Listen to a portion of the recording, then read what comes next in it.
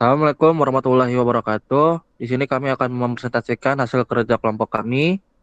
Di sini ada saya, Kevin Raja Pradana, dengan Oscar Jin, dengan dosen pengampu Ibu Sri Dianing Asri. Di sini kami akan mempresentasikan tentang deadlock, memahami konsep, penyebab, dan algoritma pencegahannya. Di sini untuk slide pertamanya, kondisi saling menunggu. Yang pertama, definisi deadlock, kondisi di mana ada proses atau lebih saling menunggu proses lain untuk melepaskan resource yang sedang dipakai. Untuk yang kedua, dampak utama tidak terjadi kemajuan komputasi menyebabkan sistem terhenti secara total pada proses-proses tersebut. Yang ketiga, urutan normal versus deadlock. Proses idealnya akan meminta request, memakai user, melepas release. Deadlock terjadi saat pelepasan terhambat.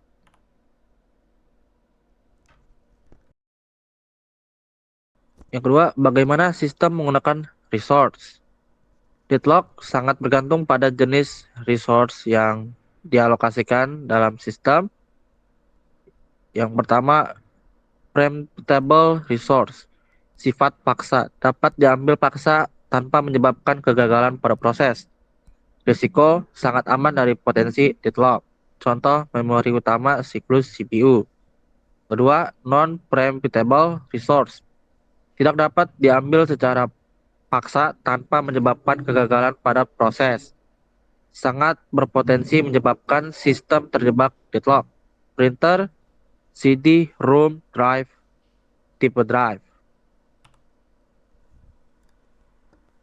4. Syarat terjadinya deadlock. Deadlock hanya terjadi jika keempat kondisi ini terpenuhi secara bersamaan dalam sistem. Yang pertama, mutual exclusion. Hanya satu proses yang boleh memakai sumber daya pada satu waktu. Yang kedua, ada hold and wait. Proses yang menahan resource yang sudah dimiliki sambil meminta resource baru. Yang ketiga, no preemption. Sumber daya tidak bisa dirampas secara paksa, harus dilepas secara sukarela. Keempat, circular wave. Terdapat pantai siklus dari beberapa proses, di mana P1 menunggu P2, P2 menunggu P3, dan seterusnya. Lalu ada 3 pendekatan utama dalam menangani deadlock. Sistem operasi memiliki 3 strategi konseptual dalam berurusan dengan deadlock. Yang pertama, prevention. Mencegah sistem agar tidak pernah memasuki stage yang memungkinkan deadlock. Memastikan minimal 1 dari 4 kondisi prasyarat deadlock dipatahkan atau dihilangkan. Yang kedua, ada avoidance. Menghindari sistem memasuki zona bahaya secara dinamis. Menggunakan informasi tambahan untuk mengevaluasi tiap request resource apakah berpotensi deadlock atau tidak. Yang ketiga, ada detection. Membiarkan deadlock terjadi lalu mendeteksinya. Jika terdeteksi, sistem akan menjalankan recovery seperti terminasi proses. Lalu pencegahan terjadinya deadlock. Yang pertama, mencegah mutual exclusion. Sangat sulit karena beberapa resource tidak bisa dipakai secara bersamaan dengan fisik. Sistem operasi biasanya harus menerima kondisi ini. Yang kedua, mencegah hold and wait. Menjamin proses tidak memegang resource saat meminta resource baru. Proses meminta semua resource di awal eksekusi. Kelemahannya, utilisasi sistem rendah dan beresiko starvation. Yang ketiga, mencegah no preemption.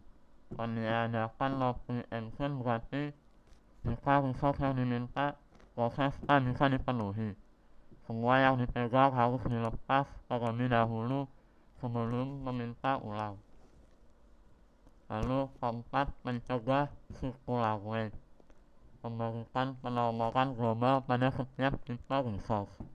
Proses diwajibkan meminta resource dengan urutan nomor yang meningkat, sehingga siklus mustahil terbentuk.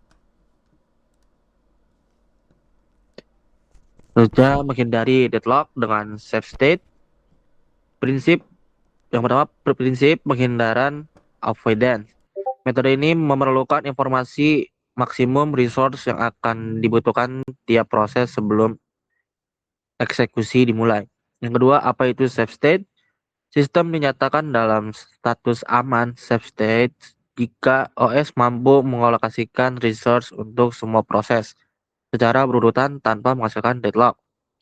Ketiga, urutan normal versus deadlock adalah urutan eksekusi proses, misal P1 ke P3 langsung ke P4 dan P0, yang menjamin setiap proses akan mendapatkan resource yang dibutuhkannya sampai selesai. Yang keempat, jika tidak aman atau unsafe, permintaan resource yang dapat membawa sistem ke unsafe state tidak akan dieksekusi atau dipaksa menunggu.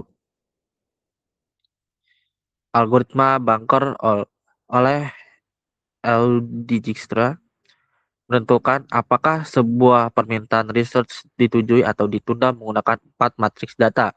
Yang pertama, allocation, jumlah resource yang saat ini dipegang dikunci oleh proses.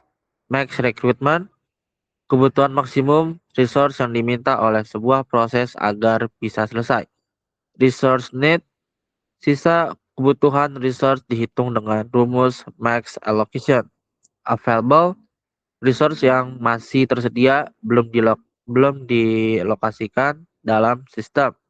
Prinsip evaluasi Bunker, apakah available resource need jika YA berikan pinjaman secara resource proses dieksekusi selesai. Kembalikan allocation sehingga available jika bertambah. Jika tidak, permintaan ditolak atau ditunda untuk mencegah unsafe state. Algoritma Bunker oleh Eugene. Contohnya seperti algoritma Bunker yang dari gambar. Di sini ada mendeteksi kebutuhan dengan graph.